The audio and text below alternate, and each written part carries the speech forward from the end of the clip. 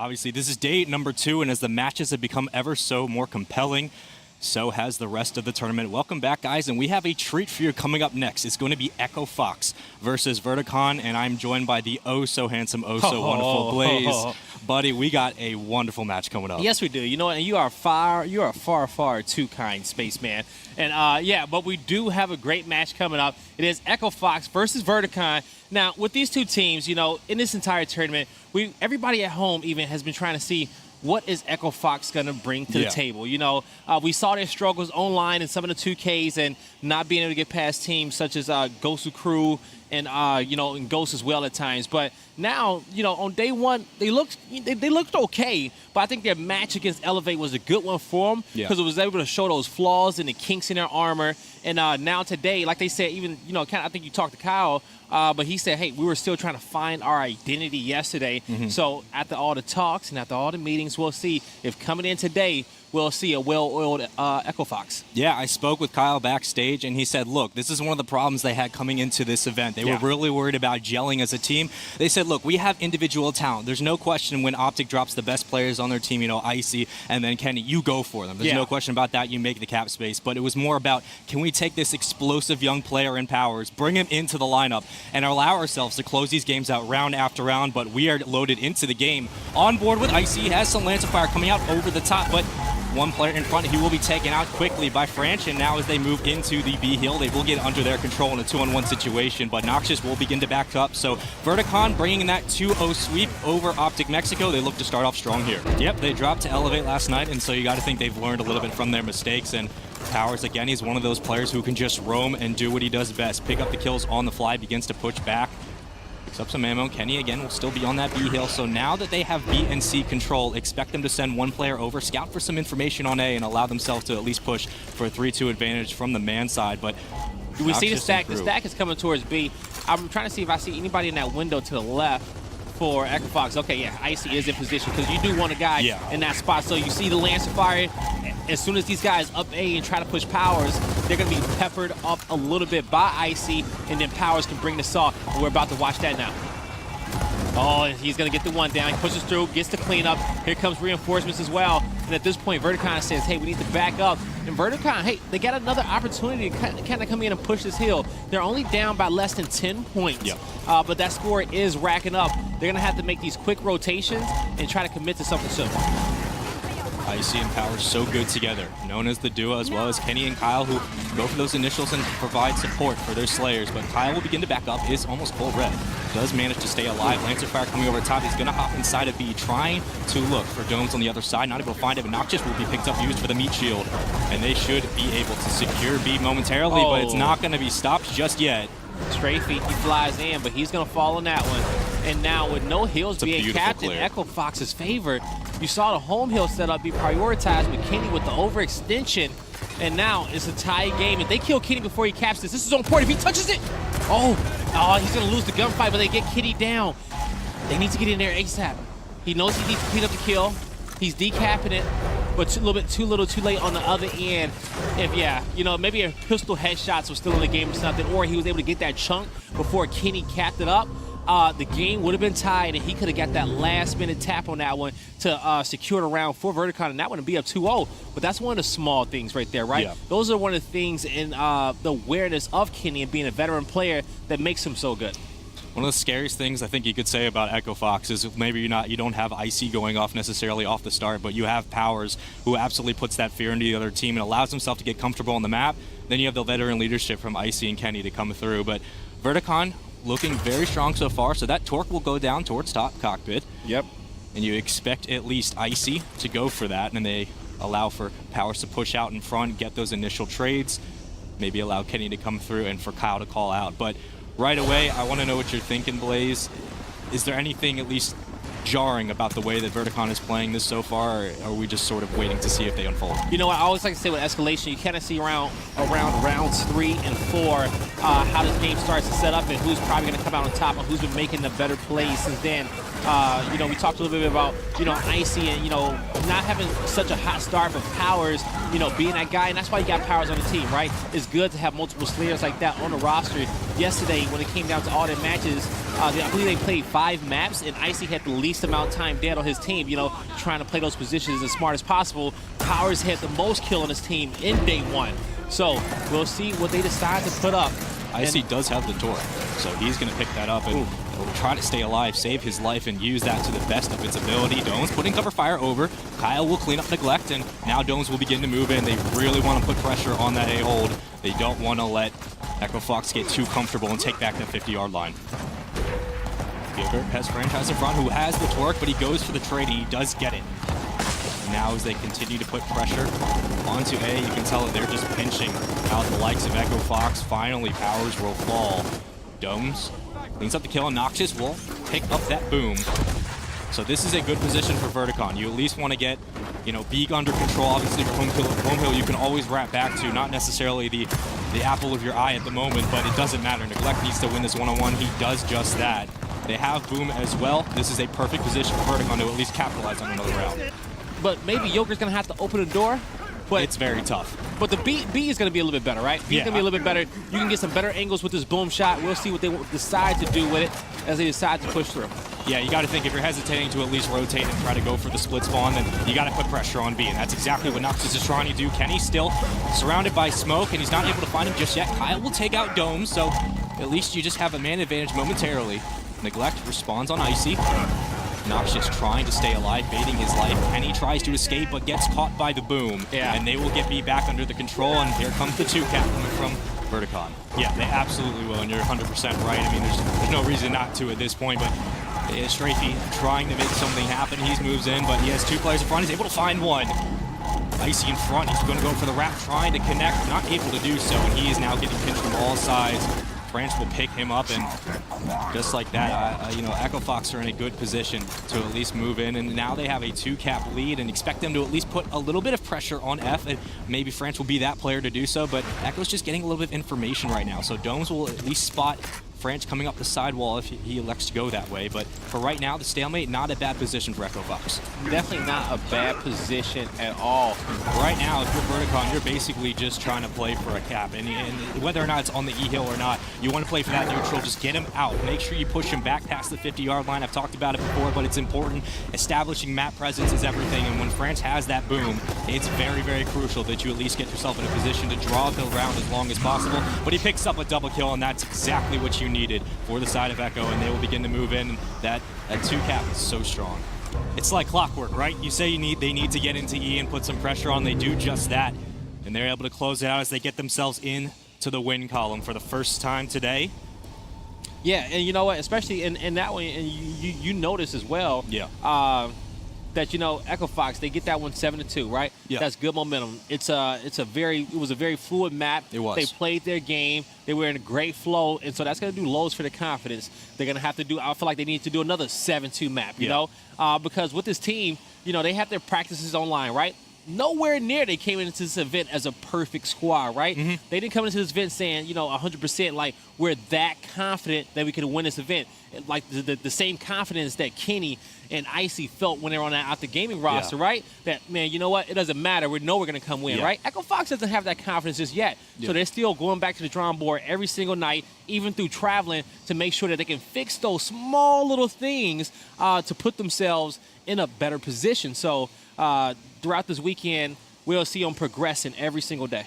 Yeah, and that's one of the lines they were really trying to walk this event was how do we implement someone like Kenny, someone like Icy, get him into our lineup, knowing the prowess that they have, a young guy in Powers, so obviously this is his first event, and how do we meld it all together? Because we have someone, who's just so talented behind the sticks of Powers, but you need his direction to be focused. Mm-hmm. That's why you bring in these players from Optic. But again, the Echo Fox as a team, their core values are so strong. You add these additions in, you're able to get a really good result. A little bit shaky at times yesterday, but today they've cleaned up some of those team wipes and some of those team engagements. You like to see it around those power weapons. They played that really strong, and you talked about it before. You need that 7-2 win, get it under your belt, get comfortable, breathe a little. That's exactly what they did. Yeah, and they're going to have one more map, and let's see the map cycle. Oh, it's going to be reclaimed as map number 2.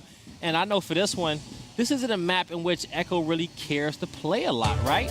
I'm surprised. I wonder what their auto ban was to start this one off. It may have been Forge, but we don't have the exact map cycle here. But I know Forge was, I feel like one that was a little bit more difficult for them yesterday in some of their engagements. I'll take a look at the map soon, but I do believe Reclaim should be the first time they played it this weekend.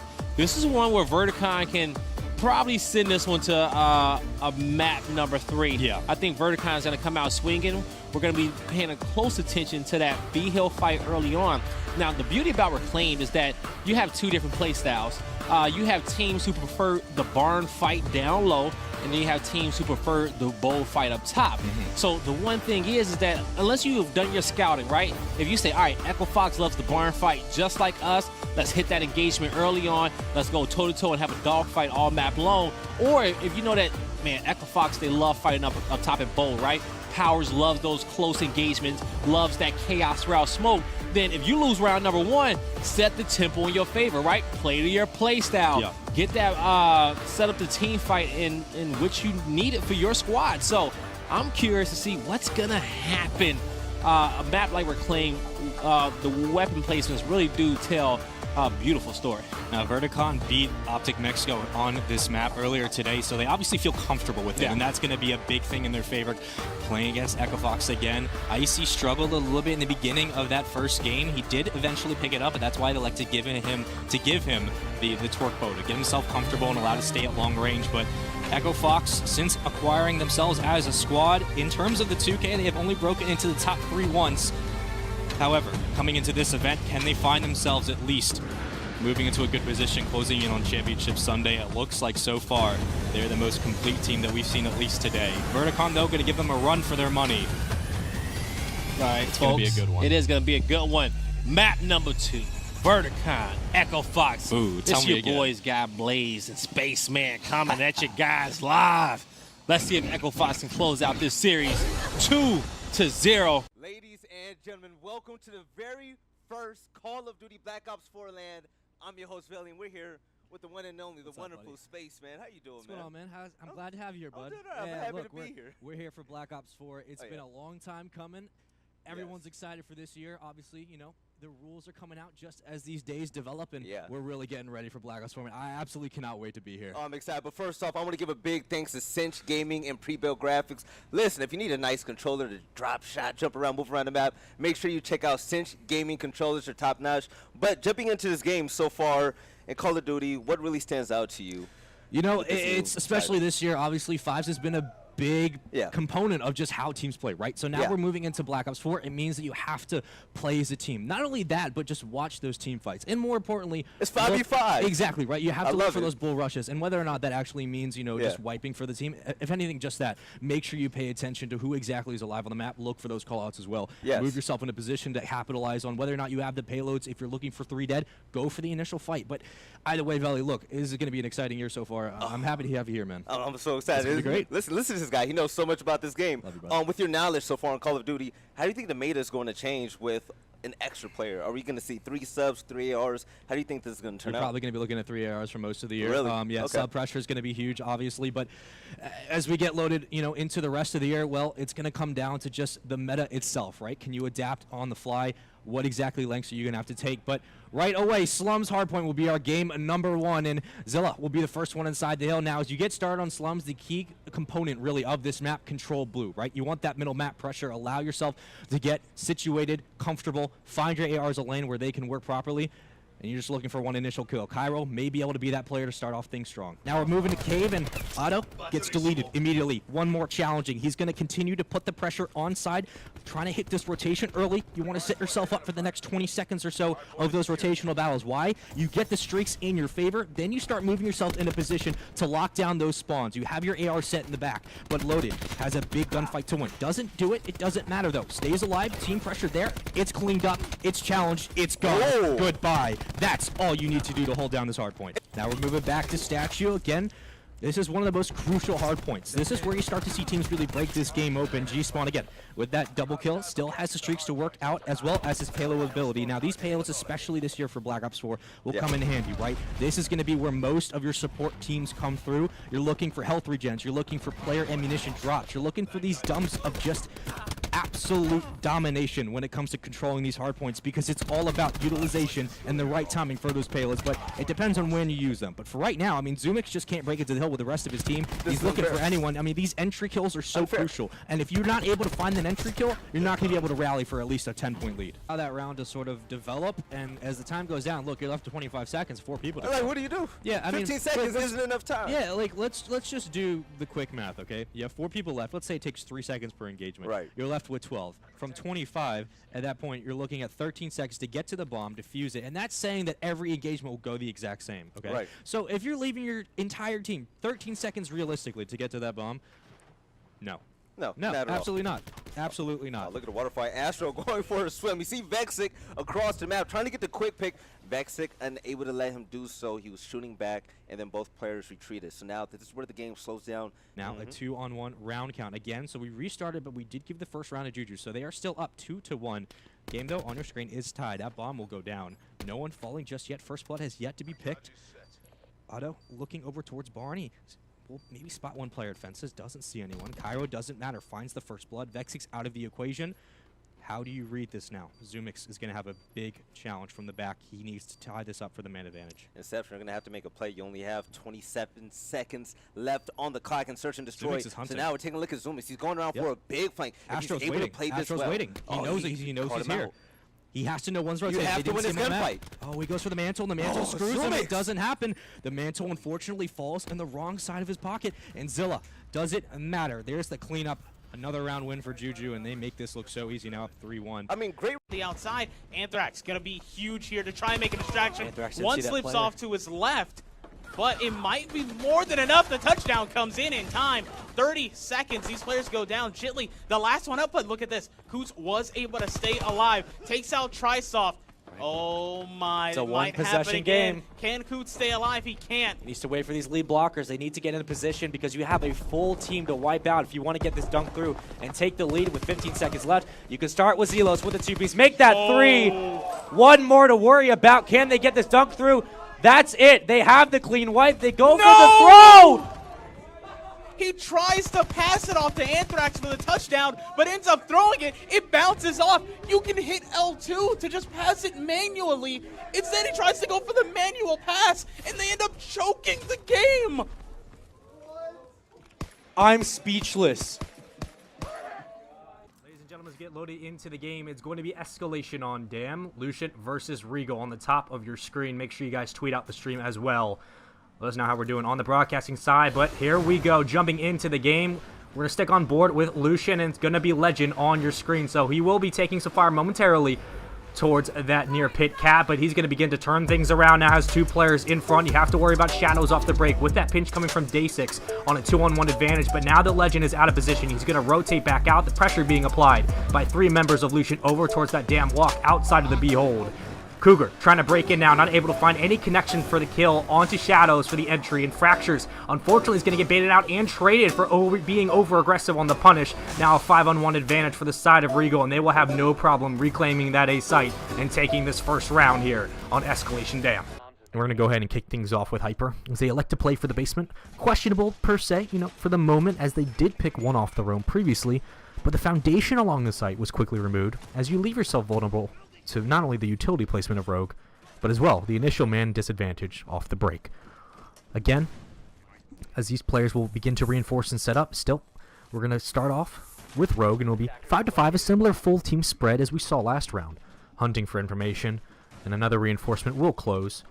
And with 10 seconds left, you got to think, well, for the start, Rogue again playing a bit sporadic. They are, a bit out there on the rotations, right? They don't necessarily like to play these lanes straight forward. They like to get a little bit dipped out of dodge crazy, and sometimes that works in their advantage. But for right now, they just need to, go up 3-0 and sort of close this game out. So the break will come into admin, and we expect a scout to at least repel for information, and may even elect to send a second unit for the assist. As for right now, though, well, those windows will be destroyed, so the entry has started. Eclipse was expecting a wide peek and or a possible left shoulder to rear out, thus signaling a 2-man hit. But they will hold steady. Great drone work as well. Still 235 to work with. And a double repel will come into admin. And this looks like they may start to have this break unfold. We should expect in the next 5 or so seconds those phone calls to come in. And because of those clicks, That annoyance will most likely sound off positioning between the two sides. So, the phone call does come in. Now, the frequency will disrupt your visual feed. K2 still looking for his second first blood in back-to-back rounds. Has one player to his northeast, but he doesn't spot him again. That is our feet, so we can see the players on the outline. We're not spotting anyone just yet. Slash now has to hit that cross, and he is now locked out of position, so once you make your way over, expect some information to unfold. He does spot one, and then the shots come in, so here comes the flash, and it looks like it's going to be a double hit, at least for the time being. Expect him to throw some shots down before dipping out of dodge. He does just that. Nikipo and K2 still just at their initial setup, so they've rotated over. And they're waiting for information to unfold, and Maverick has moved in for the entry. Inception is just so good when it comes to individual gunfights. We saw it last series. They win those back fights immediately, and it doesn't take any time off the clock. They allow very little pressure when it comes to flooding the hill. And the problem is that G-Span is able to toy with his food. Is so simple like that. And with full res, I mean, there's no reason he doesn't challenge the last gunfight inside the hill, break it, get this initial 38 seconds, finds the second. One more on those stairs. He's going to go ahead and challenge Phil. He's going to get the two-piece. And yeah, this is the danger of Inception. Yeah, right definitely. Look at Inception, the way they're able to win gunfights earlier. I mean, you have to at least give them the favorable position, right? G-Span was just an absolute monster in the hard point, and regardless of what happens, right, you have to at least expect the slaying to be there. When it starts moving towards more intrinsic value, to look at the sort of the abstracts, right? You're looking at Zeus and their ability to slow the game down. Yes, they did that perfectly in the S&D, but Control really does rely on the tempo. When you start moving towards those chaotic rounds where you have 3, 4 left on each side, and then you need to capture the point because you only have 30 seconds to work with, you have to look at engagements to start making that transition, and you have to start favoring the likes of Inception. There's really no other way to put it, but it really, again, comes down to the team trades, comes down to really who finds the initial kills, because breaks are important to Control. Find the ability to find that initial, you'll be set from there. KZ has to come off respawn with the rest of his squad. They have to get back inside the hill again to continue that lead. They are so close, but the RC comes in to tag him, so it won't kill him just yet. But he still does have the RC to work with, right? So you're getting close to that payload as well. When that battery comes into effect, you can break the hill with this and then go for that second wave of kills. What that RC is going for the third, not able to find it. Exotic will clean up the kill, so stay alive momentarily. Again, the score now beginning to leak back in favor of Ethereal, and this is what they really want to sort of capitalize on, right? You have 2 players now. Set inside 22 seconds, plenty of time to worry about the rotation. Not only that, but get the time in your favor. You leak the lead back in favor, and you could just continue to sort of build this momentum, right? You're getting close to streaks. 105, 195 away, now 100, so about a kill and an assist will get him there. He's able to find one more to his left. Still pushing the hill. There's only 6 seconds left. Yep, and he gives him streaks, and he gives him streaks, and not only that, but you lose the rotational battle. So look where he's going to spawn out, right? He's going to spawn back in his original hard point. That's the problem. You have to make the trek over. That's 10 seconds of rotational time you will then lose on this new hill.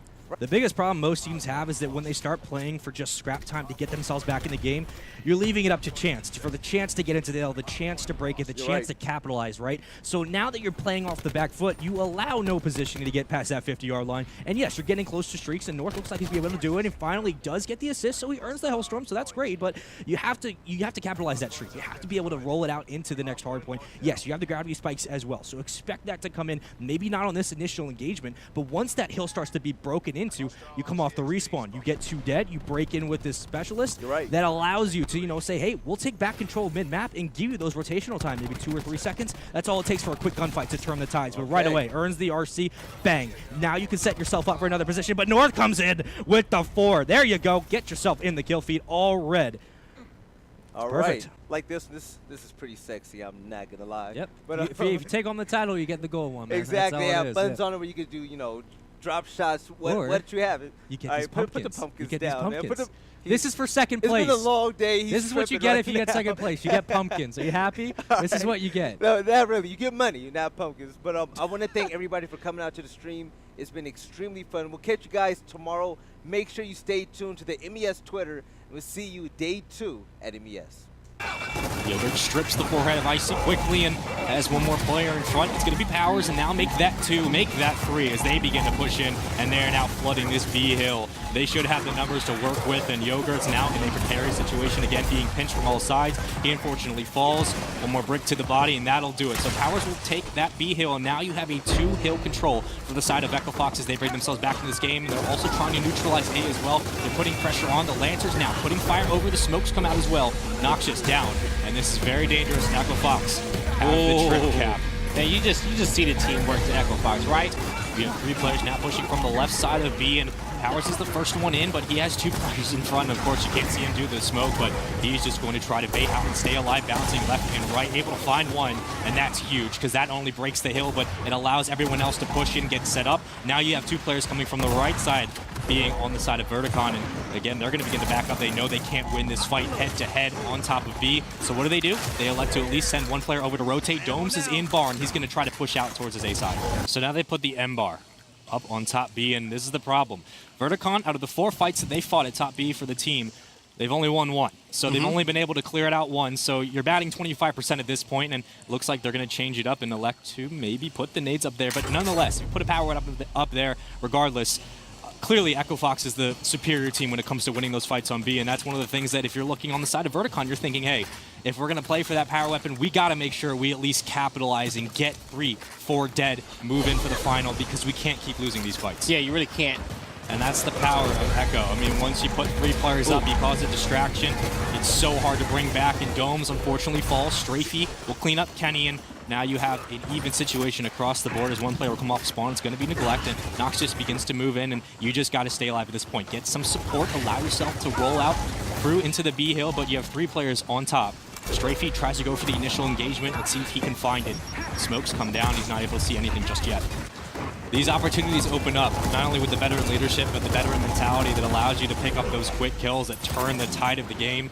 Neglect is inside of barn with teams in front, and Powers will click up Noxus, and now Yogurt moves in for the kill on Powers, and now just team trading, going back and forth. Neglect and crew able to take out Icy, so that's big. So now you have Boom, and like you talked about, win that battle on Boom. Now you can begin to spread it out. Now expect some of that aggression to be pushed all the way to B, as it looks like Verticon will take that. And the problem is that you give Echo Fox time to work on their team fights. I mean, that's one of the things that we talked about, how much they struggled yesterday, but the longer you give them in these rounds and the less aggression you put towards them, they continue just to find little kinks in the armor they can buff out and continue to put the pressure on, and they say, hey guys, look, we can just push this out if we need to. You got nothing to lose, and you capitalize on it. That's a 2-0 for Echo Fox, and man, they just absolutely ran through Verticon. And I mean, listen, we talked about it before the event started. We said, you know, Echo Fox, possible top 6, maybe top 8, we're not sure. I'm telling you right now, if this team just works on a little bit of the team fights, continues to put the pressure on like they did on that B hill, they showed that they can win 4 out of 5 times. They're looking like they can gun for a championship with Optic Gaming. Yeah, they definitely are. And so I know in this tournament, it's still 2 things, right? I think Echo Fox, of course, from Friday till Sunday will be 2 completely different teams, right? Also, at the same time, I'm waiting for Optic Gaming to really get challenged in this tournament. When they played Ghosted Crew yesterday, I saw some chinks in the green wall, me personally. Absolutely. But we really got to see them in champ bracket, at least for me to give a good, honest opinion on this team, because I'm still not sold that they're going to win all the rest of the tournament, all the rest of the tournaments for this season. Yeah, and it's just going to be fun to see, you know, who won the trade if they do eventually play each other. But Blaze, I got to know going forward, your closing thoughts. What do you think about that series? Whew. What does Echo Fox look like now? I think when it comes down, I feel like they're a lot more calmer. I feel like their rotations was better. They look like a good unit in this one, right? A completely different team from yesterday, because I feel like if the team from yesterday, even if they would have won this game, it would have been in a close fashion, 7-5, 7-6, right? Maybe would have lost the reclaim map. Who knows? But this one, it was a clear victory. Clear victory for these guys. And you talked about it. They adjusted on the fly. I mean, they put Boom down in bottom barn, and they just continued to put the pressure on. They didn't lose a single gunfight on that B hill, and when you're doing that, man, I mean, you gotta be real. There's 0% chance you're really gonna lose that map. Yeah. It's crazy. It really is. You know what? So let's look at the schedule for the rest of the day, and then you're gonna see Simplicity versus Bittersweet coming up next. That's gonna be a special one. I'm gonna be watching that one. Yeah, we got as you know, this is your first time casting in the Gears Pro circuit. It is my first So time. you guys, if you guys enjoy Spaceman's casting, show him some love on Twitter. Appreciate it. I definitely enjoy casting with you. But our next one, we're gonna have another new caster as well. It's gonna be PR and Letnik. Is gonna be casting a Simplicity versus Bittersweet matchup, and so that's gonna be a good one as well. Nothing but love. We got a lot of talent at this event. It's been an awesome one. I hope you guys have been having fun at home enjoying the broadcast. We got stats. Another big shout out to Prodigy out there. Another big shout out to all our observers, Waldo, Cleaner, Mortal Spawn. Those guys have been great. Our analysts as well. And today, we got a lot of treats. It's going to be fun. We do. It's going to be a great Saturday, and the best venue to be in, especially MLG New Orleans. We got Halo on one side. We got Gears here today. Saturday is where the magic happens. Can't wait for tomorrow, but today, all these matches going down. Bittersweet up next against Simplicity. That's going to be a good one. Bittersweet coming from your open bracket. It's going to be amazing. But guys, do not go anywhere. When we come back, brand new faces on the side. Bittersweet versus Simplicity. MLG New Orleans, stay tuned. We got more matches coming up.